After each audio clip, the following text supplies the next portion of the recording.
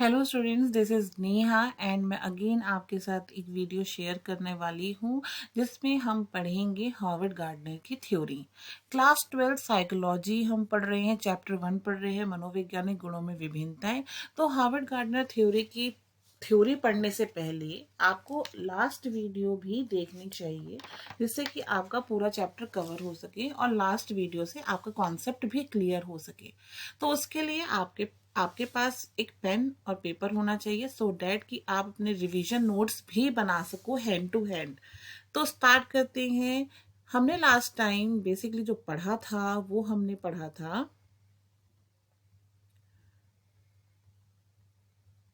हमने पढ़ लिया था जेपी गिलफोर्ड की थ्योरी। ये हम पढ़ चुके थे।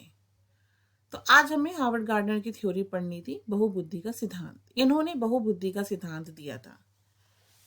तो हार्वर्ड गार्डनर की बेसिकली जो थ्योरी है ना, इसमें ये क्या बोलते हैं कि मतलब ये कहते हैं कि भाई जो बुद्धि होती है ना, वो एक बुद्धि नहीं होती।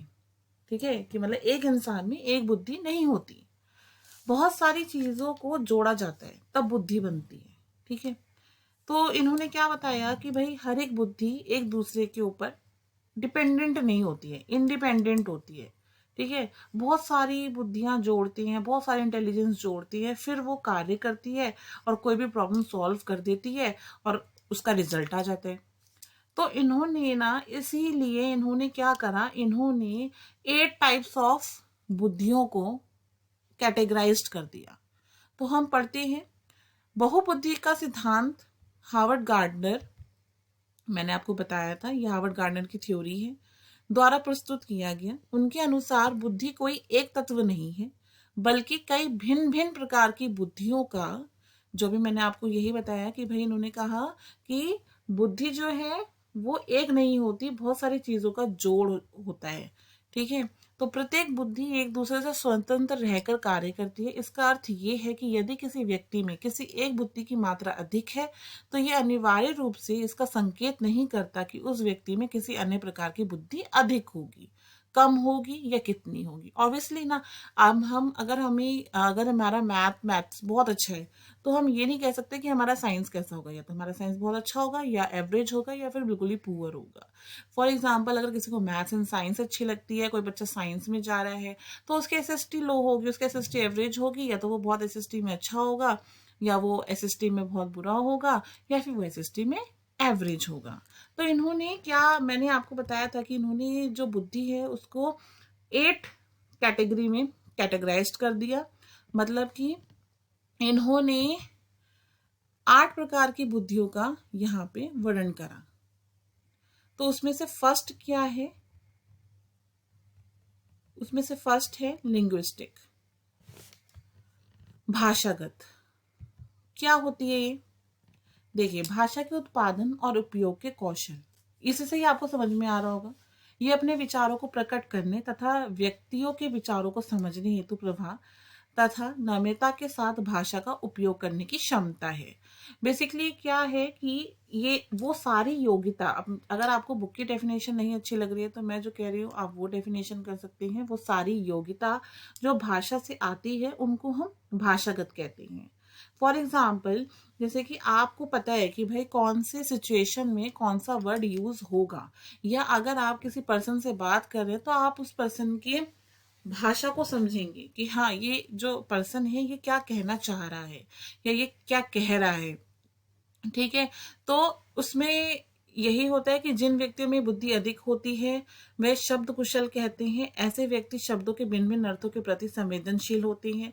अब जैसे कि फॉर एग्जांपल मैं आपको बताऊं कि जिनकी वोकैबलरी बड़ी अच्छी होती है उनको सिनोनियम्स भी पता होती है, एंटोनियम्स भी पता होते हैं। सिनोनियम्स और एंटोनियम्स क्या कहते हैं कि भाई एक एक शब्द के अनेक शब्द हो गए और विलोम शब्द हो गए। तो उनकी जिनकी वोकैबलरी बहुत अच्छी होती है, जिनकी लैंग्वेज बहुत अच्छी होती है, उनको इन सब चीज़ों की नॉलेज होती है।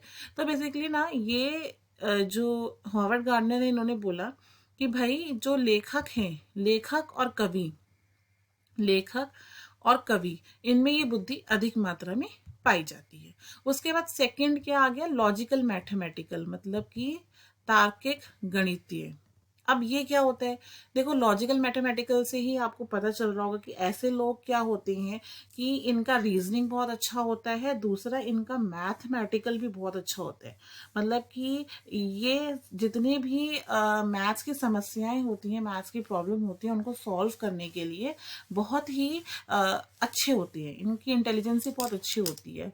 अब एग्जाम्पल क्या दिया जाए, वैज्ञानिकों तथा नोबेल पुरस्कार विजेताओं को इस प्रकार की बुद्धि अधिक पाई जाने वाली की संभावना रहती है। मतलब कि बेसिकली कैसे लोग पाए जाते हैं, जो साइंटिस्ट होते हैं और जो नोबेल प्राइज विनर्स होते हैं, उनमें अक्सर ये ऐसी इंटेलिजेंस या ऐसी बुद्धि पाई जाती है।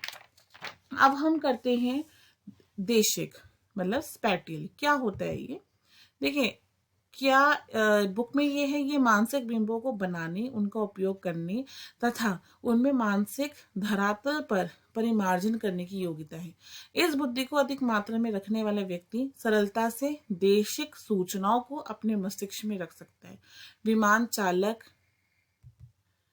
चालक, नाविक, मूर्तिकार, चित्रकार, वास्तुकार, आंतरिक साज सज्जा के विशेषज्ञ, शल्य चिकित्सक आदि में इस बुद्धि के अधिक पाए जाने की संभावना होती है। इसका मतलब ये है कि फॉर एग्जाम्पल जैसे मैंने अपने माइंड में कुछ इमेजेस बना ली, अब कुछ इमेजेस बना ली तो अब वो इमेजेस बना के मैंने उसको फॉर्मेशन में प्रोसेस कर दिया। मतलब कि जैसे कि मैं पेंटर हूँ, अब मैंने सोचा कि मैं एक पेंटिंग बनाती हूँ, एक सीनरी बनाती हूँ, बहुत अच्छे से सीनरी बनाती हूँ। कैसे सीनरी बनाती हूँ कि भाई बीच में एक पेड़ है, एक कुआं है, और एक कुएं में से कुछ लेडीज हैं वो पानी निकाल रही हैं। तो मैंने अपने माइंड में ये इंफॉर्मेशन प्रोसेस कर ली, मैंने अपने माइंड में ये बिंब बना लिया, मतलब ये इमेज बना ली। अब मैंने क्या करा, उसको पेंट कर दिया। मतलब अपनी बुद्धि को यूज करते हुए मैंने अपने माइंड में उस चीज को बिठाया और उसको प्रोसेस में ले आई, उसको मैंने पेंटिंग कर दी, उसको मैंने बना दिया। तो उसी को ही हम कहते हैं स्पैटियल, मतलब देशिक। तो मैंने अभी बताया ना आपको, जो विमान चालक होते हैं, भाई विमान चालक फॉर एग्जाम्पल, भाई जो पायलट होते हैं, मेरे को तो समझ में भी नहीं आता है कि आसमान में देखो तो समझ में नहीं आता डायरेक्शन, उनको सब पता होता है लेफ्ट कहाँ जाना है, राइट कहाँ जाना है, या कहाँ चलाना है, उनको सब पता होता है। तो पायलट हो गए, ठीक है। अभी जैसे कोई ऐसे ही आपका सेलर मैन होता है, जब वो कोई आपका याद चला रहे होते हैं तो उनको सब पता होते हैं कि बीच में पत्थर आ जाएगा तो इधर पत्थर है या कुछ ऐसा करके वो बहुत अच्छे से चला लेते हैं। मूर्तिकार हो गया, आपका चित्रकार हो गया, वास्तुकार हो गया, इन सबको ये सब चीज़ों की नॉलेज होती है और इन सब चीज़ों में इनका ये इंटेलिजेंसी बहुत अच्छी होती है। फिर उसके बाद आता है संगीतात्मक। देखिए संगीतात्मक से ही आपको पता चल रहा होगा कि क्या होता है संगीतात्मक, म्यूजिकल, कि जिनको भाई म्यूजिक की नॉलेज होती है, हाई नोट, लो नोट, आप म्यूजिक क्रिएट भी कर सकते हो, आप म्यूजिक के इंस्ट्रूमेंट को बजा भी सकते हो, ठीक है। अब इसका मैं आपको ना बहुत अच्छा सा एक एग्जांपल देती हूँ। आजकल वो बहुत अच्छा वो एक रैपर है, वो बड़ा फेमस हो रहा है, बादशाह। वो क्या करता है, पुराने गानों का रिमिक्स बना देता है या फिर रैप कर देता है, तो उसी को ही हम म्यूजिकल इंटेलिजेंस ही कहते हैं। कि भाई इस बुद्धि के जो उच्च मात्रा रखने वाले लोग होते हैं, उन्हें ध्वनि और स्पंदनों तथा ध्वनियों की काफी सारी नॉलेज होती है, काफी ये लोग नॉलेज गेन कर लेते हैं हर चीज की। इनमें म्यूजिकली नॉलेज बहुत होती है, हाई नोट कहाँ लगाना है, लो नोट कहाँ लगाना है, पिच सही है कि नहीं है, सब सब पता चल जाता है इनको। तो संगीतात्मक का हम इसको ऐसे ही डिफाइन कर सकते हैं जैसे मैंने आपको बताया, तो आप इसको अपनी इजी लैंग्वेज में डिफाइन कर सकते हो। उसके बाद आता है हमारा शारीरिक गति संवेदी। अब ये क्या होता है शारीरिक गति संवेदी, भाई देखो बेसिकली आपको पता ही चल रहा होगा कि ऐसे लोग क्या है कि अपने हाथ, अपने पैर, अपने शरीर, इन सबको अच्छे से यूज कर सकते हैं। यूज इन द सेंस जैसे कि आपने योगा करते हुए देखा होगा, ठीक है, कार्डियोवास्कुलर एक्सरसाइज करते हुए कई लोगों को देखा होगा, सिखाते हुए भी कई लोगों को देखा होगा, और आपने डांसर्स को भी देखे होंगे भाई कि वो अपना काफी फ्लेक्सिबिलिटी के साथ डांस अच्छा कर लेते हैं, ठीक है। एक्टर्स हो गए आपके, तो ये लोग इस इंटेलिजेंसी में बहुत अच्छे होते हैं। अब जैसे कि फॉर एग्जांपल है कि अगर आपको इसे अपनी इजी लैंग्वेज में लिखना है तो आप लिख सकते हैं कि भाई कि संपूर्ण शरीर अथवा उसके किसी अंग की लोच का उपयोग करना तथा उसमें सृजनात्मक प्रदर्शित करना, कि मतलब कि आप अपनी पूरी बॉडी को यूज कर रहे हैं बहुत ही फ्लेक्सिबिलिटी से, और उसको बहुत ही आप क्रिएटिविटी के साथ दिखा रहे हैं।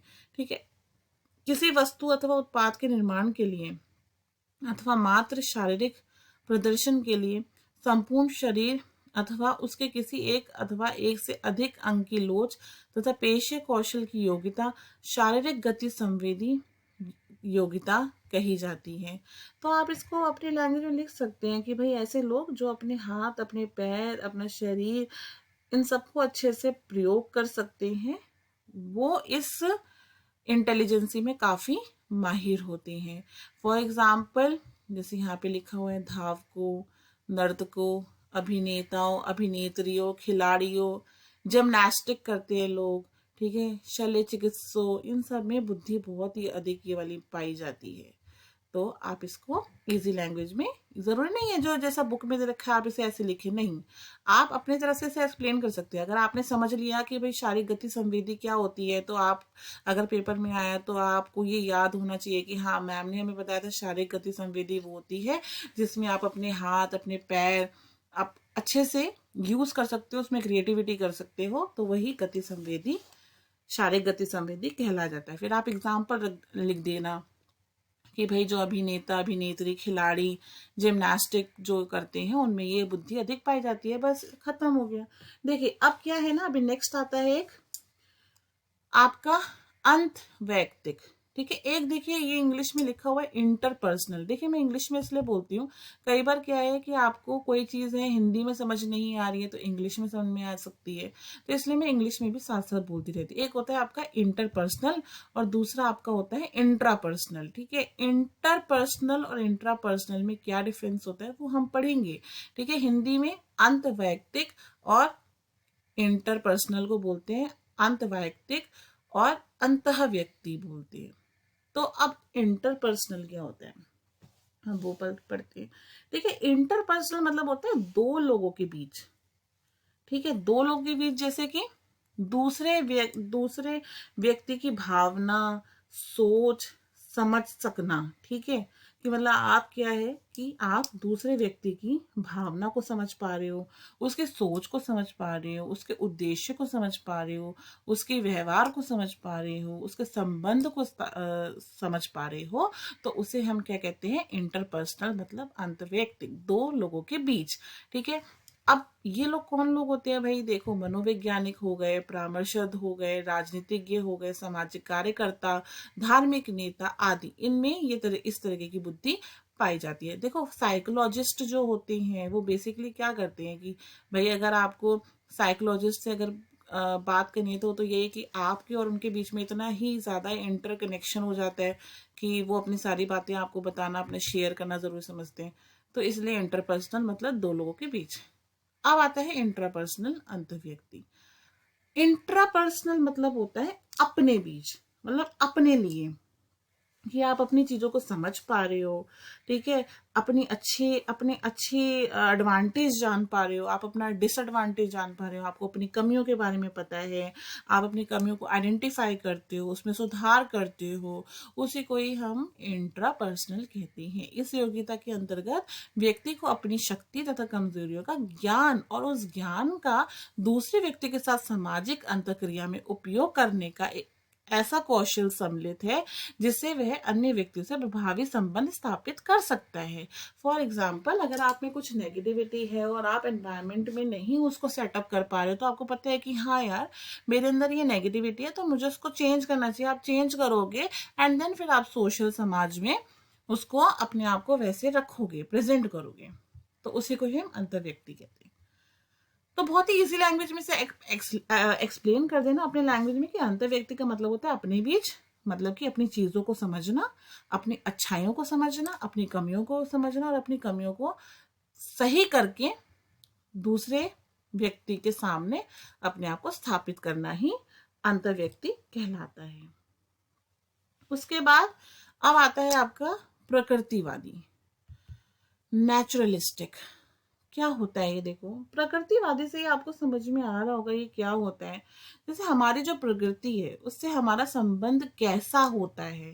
तो जैसे फॉर एग्जांपल जैसे पुराने लोग होते हैं ना, उनको ना पेड़ों के बारे में बहुत ही अच्छी जानकारी होती है पुराने लोगों को, या पुराने लोगों को ना देसी नुस्खा बड़ा अच्छा पता होता है कि अगर किसी को खांसी हो रही है तो भाई वो कहते हैं कि कुछ मतलब देसी इलाज बताते हैं कि हाँ आप ये खा लो तो आपकी खांसी ठीक हो जाएगी। या आपने बहुत बार सुना होगा, अगर आपके घर में कोई छोटा सा बेबी होता है तो अगर उसको गैस बन रही होती है तो पुराने लोग कहते हैं कि हींग, जो हींग होती है वो हींग गर्म पानी में घोल के आप लगा दो तो उससे बच्चे की जो गैस है वो खत्म हो जाती है, एसिडिटी खत्म हो जाती है। आपने सुना होगा, अगर अगर नहीं सुना होगा तो आप अपने पेरेंट्स से पूछना, उनको पक्का पता होगा। तो उसी को ही हम प्रकृतिवादी कहते हैं कि मतलब आप अपनी प्रकृति से कैसे कनेक्टेड हो।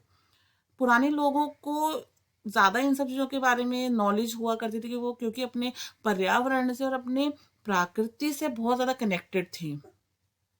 तो इस बुद्धि को हम बेसिकली प्रकृतिवादी कहते हैं। ठीक है, अब किन लोगों में ऐसी बुद्धि पाई जाती है? शिकारी, किसान, पर्यटक, वनस्पति विज्ञानी, प्राणी विज्ञानी, पक्षी विज्ञानी आदि में इस तरीके की बुद्धि पाई जाती है। तो बहुत ही इजी लैंग्वेज में मैंने आपको समझाया है और बहुत ही इजी लैंग्वेज में आपसे ये हो भी जाएगा, बहुत ही अच्छे से आप ये कर सकते हैं। और आई होप जो भी मैंने आपको समझाया है वो आपको बहुत अच्छे से समझ में आया है। आप इसे अपनी इजी लैंग्वेज में लिख सकते हैं, इजी लैंग्वेज में याद कर सकते हैं। आप इस वीडियो को किसी से शेयर भी कर सकते हैं जो भी अगर उसके लिए यूजफुल है, और अगर आपको यूजफुल लगती है तो मैं अब आपको नेक्स्ट वीडियो में बताऊंगी बुद्धि का त्रिचापीय सिद्धांत, जो कि बेसिकली इंफॉर्मेशन प्रोसेसिंग थ्योरी में आता है। इंफॉर्मेशन प्रोसेसिंग थ्योरी में आता है आपका बुद्धि का त्रिचापीय सिद्धांत, और ये इंपॉर्टेंट भी है। तो अब हम नेक्स्ट वीडियो में पढ़ेंगे कि ये होता क्या है, और बहुत अच्छे से पढ़ेंगे, बहुत इजी लैंग्वेज में पढ़ेंगे। आई होप आपको ये अभी तक समझ में आया होगा। तो थैंक यू सो मच, मैं आपको नेक्स्ट वीडियो में बताऊंगी। ओके।